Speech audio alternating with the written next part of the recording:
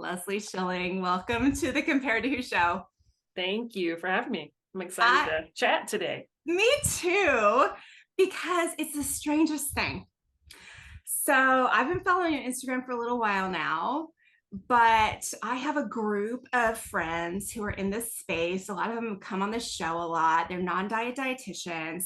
They're strong Christian women, and they've been like saying this message of, we've got to break down the walls of diet culture.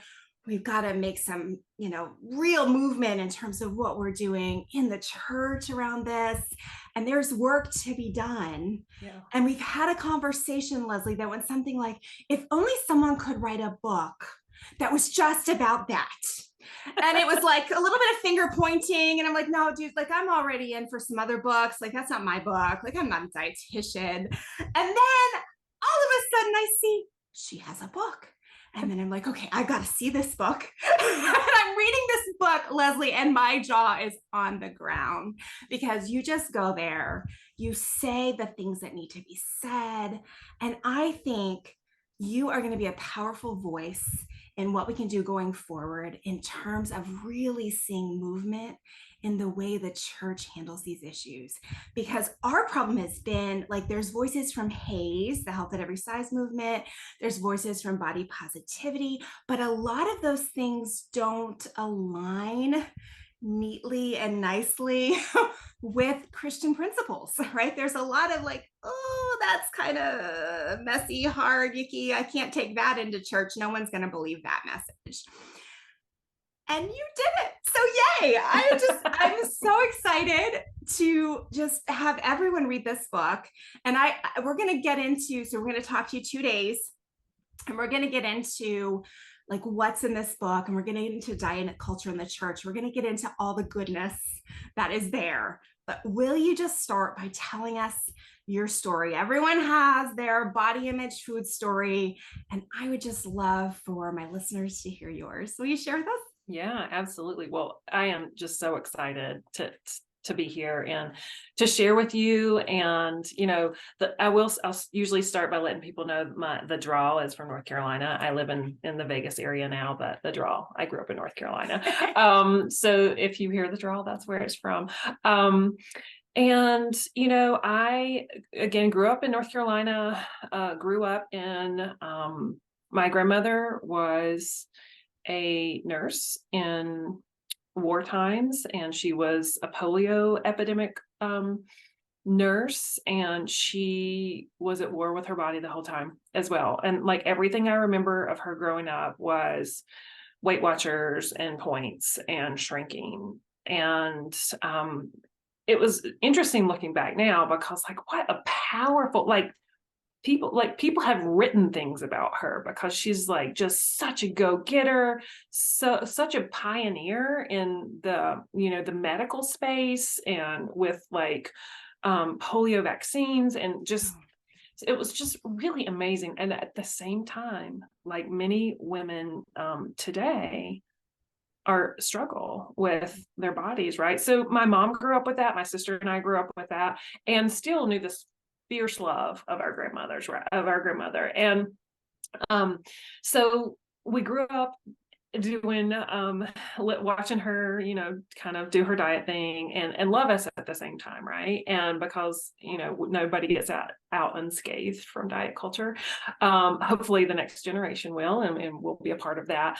But I went to school not knowing that there was that you could go to school to be a dietitian. No idea. Went to school, started in pre-med. I wanted to be CSI before it was cool. That's what I wanted to do. Awesome. I was very like, I'm going to be in the FBI and I'm going to be the person, investigating crime scenes. That was me. And then I realized I had to take botany, and I was like, I don't want to take botany. And so my major professor and guidance person at school where I went was like, Leslie, why don't you take nutrition? Like, why don't you just skip botany this semester and take nutrition? It will still move you forward and it'll give you time to kind of figure out what you want to do. And really the rest is history. I had no idea that like you could have a career in nutrition at all. And started that route. I grew up very active. I was a competitive gymnast. I did cheer. I did a lot of those things. And when I realized, wow, like there's a science to putting things in your body. And you know, I was classically trained, which I think many dietitians in the non-diet space will tell you is like very well versed in diet culture. And so, you know, I graduated, became a dietitian, and learned some things in my program that led me to kind of engage in diet culture. And then as I was practicing over the years, realized like, wow, this is not serving me and it's not serving my clients. And I was peddling diet culture, and having been a lifelong Christian too, as well, it just kept bubbling up that like these things are so incongruent, right? And like, and I work in the space of eating disorders and sports nutrition, and have had tremendous blessings in my professional career to work with some really cool people and teams. And there's always been this stronghold that people have around, but my body's not good enough, right? And it's this diet culture has been planted in very safe places, schools, medical offices, and particularly in the church. And so when we tie our worthiness up, you know, with our bodies and conforming, it really causes a lot of harm. And so, you know, I experienced some of the stuff, like comments from my grandmother and just growing up, and some stuff in school growing up that were kind of those moments that made me start questioning my own body. But I have been fortunate enough in my career to have some of those body issues and food issues, and be able to kind of come out of that with hopefully empathy and compassion for the people that I serve. And now on the other side, where it's really like my passion, like it has to be God-given because I've tried to let it go. But my passion is really helping people see diet culture in the safe places, and you know, having my own experiences in it, you know, I feel like have helped, and then having the immense pleasure and privilege to walk alongside people who are doing their own healing from it has given me so much education. I've unlearned as much as I've learned afterwards. So just a privilege to kind of be a part of hopefully taking diet culture down, particularly in the safe places. So, you know what I was going to say? You said you were going to go into being, you know, CSI, FBI. I actually think you've done it, Leslie. I think it doesn't look exactly the same maybe as you thought it would, but like, that's what's had to happen. Yeah. Is someone needed to investigate all of these facts, and I'm using quotation marks for the listeners only, that we have been presented with as truths for so long. So yeah, I think you're in the CSI business. It's a crime. Diet culture is a crime scene. Oh my gosh, is it not? I mean, that's the best. Yeah, you're right. You're right. And I love that you said, you know, I went there, and you know, I really believe that like, what if I only have one shot to tell all the truth, you know? And I did, and my editors let me do it. And they made it better, you know, they made it better because they would ask, but what about this? Mm-hmm. But my doctor said this, or my dietitian said this, mm-hmm. or my therapist said this, but what about this? Yeah. And I was able to, I think, put in the, you know, like anticipate the question, the what if, or the what about this, and hopefully, you know, deliver some truths about the crime scene, which is diet culture, and hopefully, you know, we can come out on the other side better. And that the book is like that. Is part one is like the lies and the ugly and the stuff that has happened to us in diet culture, and then part two is hopefully the truth that will set us free. Yeah, and I love the way you have it laid out. I mean, it's a great read. I just nodded and smiled the whole time I read it. So I love it. It's a great read. So it came out like the day I'm releasing this first episode. It releases today. So if you're watching or listening, just go get it today. Okay, just don't wait. Go get it today. And if all of this language is new to you, like diet culture, like what does that mean? You know, actually, let's start there. Let's just start there. Just assuming there's someone listening who's like, okay, I don't have any idea what that means. So Leslie, what does diet culture mean? Let's go back to basics here. So, and I define that. Yes, absolutely. We have to, because we talk about it, but we don't really, we think it's like those really crazy fad diets, right? But it's not. It's everything. And it's got its little tentacles in everything. So diet culture is a system of oppression that falsely values thinness as a means to health and worthiness. And it's in every so-called safe space. And so it's the obligatory weight check at the doctor's office. It is the, I'm using my air quotes, health class, health lessons in health class. It is the wearables that prompt us to eat less and less. It is unsolicited weight and diet advice in health spaces, any space really. It is the lesson on food and body shaming from the pulpit. It is no sugar at Sunday school. It is everywhere. It's in the canned responses you might get from your lab work when you have a slightly elevated cholesterol level. Like it's like start eating like this and stop eating like this, with no behind the scenes knowledge of what you're actually doing or your genetic history or your family history. It's everywhere. It's everywhere. Yeah. And accepted as truth. And yes. it is, I mean, as I was writing I just have 7 chapters in my forthcoming book about food, but as I was writing it, it really did feel like, oh my word, I'm saying the sky is, purple. And everyone else is like, the sky is blue. It really does feel like you are swimming upstream, any of the metaphors you want to use. Yeah. But you weren't afraid to go there. And, I think the fundamental thing, at least one thing that I was trying to point out in my writing, but I feel like you did a really great job of it, is this concept that we have been taught / trained / educated / preached to that feeding ourselves is borderline sinful. Like there's a very particular way you have to do it. And if you just go out of that little box, just at even an inch, the sin alarm is going to go off. And it's so far from what the Bible teaches. Yeah. So I love that you called your book Feed Yourself. Can you just give me some, foundation there? Like what's it like to just even try to convince those of us, like I was deep into diet culture for most of my life, convincing women and men too, but that it's okay to eat. Yeah. Like, is that where you start? Isn't that the craziest thing, that we're like, it is okay to eat? Like such a simple message. And I always joke with people about like, be reasonable, feed yourself, like eat a couple meals, 2 to 3 meals, snack when you need to. Like, it's not a sexy message, but it's the message. But feed yourself. Listen, this book has had so many titles. And so my agent and I were talking, and she was asking me questions based on my proposal. She was like, but what about this? What would you say if I were your client and my current question was my problem?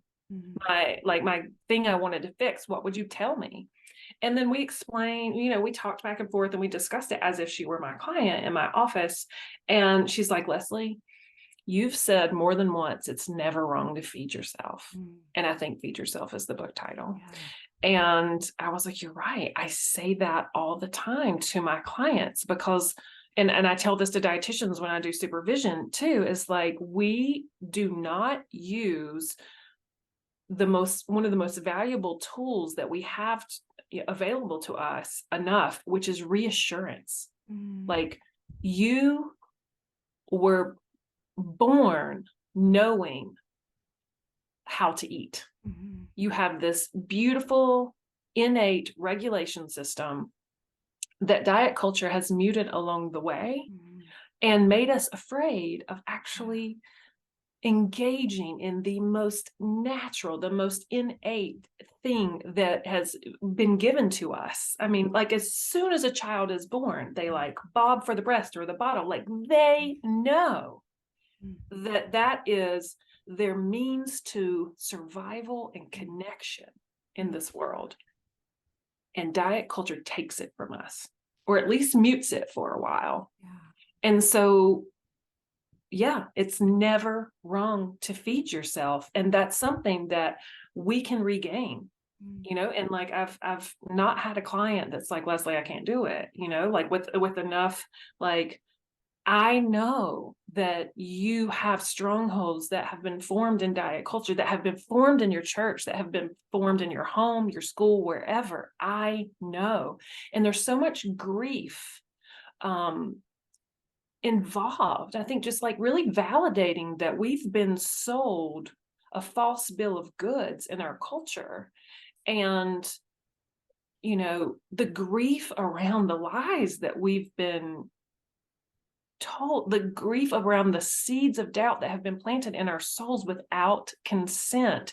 There's grief in knowing that a lot of it, or most of it, was a lie. There's a lot of grief there.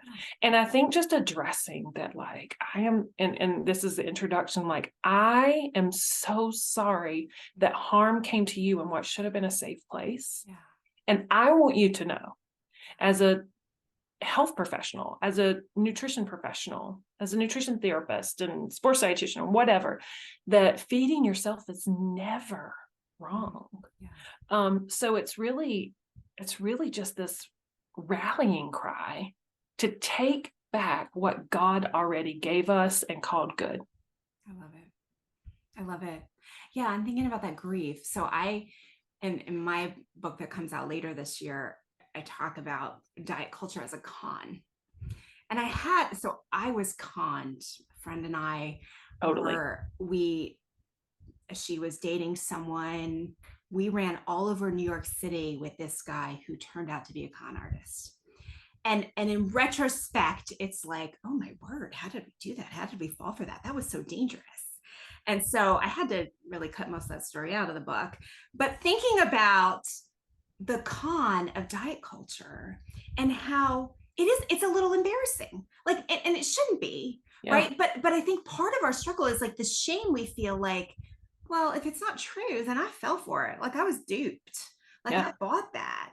And so working through like all the lost time, Yeah. money, and maybe even relationship, right? Like I've watched, I've seen the classic story of the woman who discovers diet culture for the first time and puts everything into it and then ends up divorced because, suddenly marriage wasn't doing it for her in the same way that, having a thin body and getting attention was changing her life. And, just the harm, the devastating harm of it. Yeah. Is overwhelming. So I love that concept of just kind of grieving, like, okay, that was the past, but what does the future look like? Right? Like what happens when you get through the fear and the grief and go to the other side? What's that like? Well, and I'll say you don't even have to be through the grieving process to see, like, if you see diet culture in all its sneaky costumes, right? In a white lab coat, and in Sunday school dress. If you see diet culture, you cannot unsee it. Yeah. So if there's a stirring in you at all, there's hope. There's hope that you're not going to step back into it. There's hope that if it feels safe to you, you're going to decline the weight check at the doctor's office when you're just there for a flu shot. So there's hope that you're going to say no thank you to unsolicited, weight or food talk. There's hope for people being in your home and it being a safe place to come for dinner with no food talk, no body talk, just connection and around food and other people. And so, I think there's so much waiting for us on the other side of diet culture that being fed will allow Like if we're underfed believers, we're frankly at times not that useful because we're so absorbed. And I do want to say, if you're a person who feels like you're totally absorbed at this point, like, please do not feel bad. This has been delivered to you as truth since you were born. And the reason I'm on this side of it today is just because I found professionals that helped me see it, and I'm a lucky one. So please don't feel like I can't believe I got duped and I'm sitting here listening to this. I would hope that, listen, if there's a place for righteous anger, I think it's here. I think it's here. And to have the anger and to move it towards stepping away from diet culture because it's doable.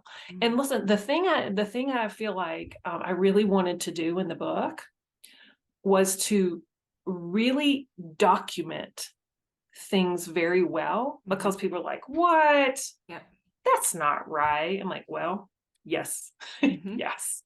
There's a whole other side of things that you haven't heard about, because it doesn't make the diet culture industry money for people to realize that, like, you can eat, and bodies come in all shapes and sizes, and you know, you have taste buds for a reason.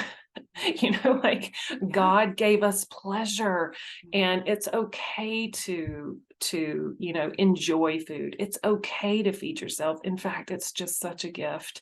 And if we claim the gift, there, like I said, there's so much waiting on the other side. There's freedom in accepting your divinely created, unique body.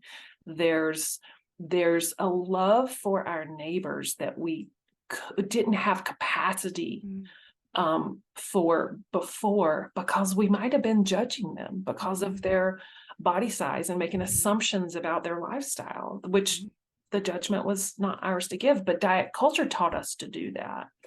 And so I think there's just so much more capacity for loving ourselves and our neighbors, and just the freedom of, you know, going to an event and having whatever you want to eat and enjoying it and listening to your body, and, you know, and moving on, and not letting it take up so much time and attention in our brains that there were constant. And here, this is one thing I want people to take away from it. I want you to have a community of people you feel safe with, and you don't have to worry about, like, I wonder what so-and-so is going to say about my food. I wonder what so-and-so is going to say about their own food. I wonder who's going to be on this diet. And that's all we have to comment on, instead of what's really important in our lives. So I pray it will bring us to freedom and a community that doesn't allow diet culture to be our legacy. Yeah, I love it. I agree 100%. And we got to start in the church, right? If we can't do it as believers, if we can't, like, believe that there's more to life than getting the perfect body, that we were put on earth for a purpose greater than shrinking ourselves. Like, if we can't do that, like, how is anyone else going to be able to do that? Like, we have the greatest hope. And, absolutely.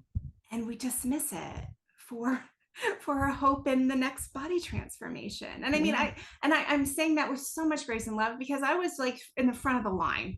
Yeah, same. I've done all the things. Right? Yeah, I've done all the things. So I've prescribed all the things. Like, you know, I've done all the things, and I have prescriptively delivered harm. And I feel like that's what makes, like, that's part of the book, is like, I have done this to myself and to other people, and I have seen what I've done, and that's harming other people and colluding with diet culture, and seeing that are the reasons, like, wow, this does not align with my values, and I am not helping people. And I want to say, for people who are like, this is really hard to digest, I'm going to tell you, I am a professional in this area of what we're talking about. And it took me a couple years to step from kind of this weight-centric health body approach to wow, that is wrong. Yeah. That is wrong. And I got to pay back a whole bunch of student loans for learning about that culture. And then I had to pay a whole bunch more to learn the other direction. But anyway, um, but yeah, it's I've done it, and it's there's so much hope on the other side. And I promise you, it will make you so angry, but you cannot unsee it once you see it. I love it. I love it. Well, Leslie, thank you so much for being on the show today. And her book is called Feed Yourself. Leslie's going to come back and we're going to talk in our next conversation more about diet culture in the safe spaces, diet culture in our schools, but specifically in our churches is where I really want to focus. So, Leslie, I will see you in the next episode. And thank you for watching or listening today. I hope something has helped you stop comparing and start living. Bye bye.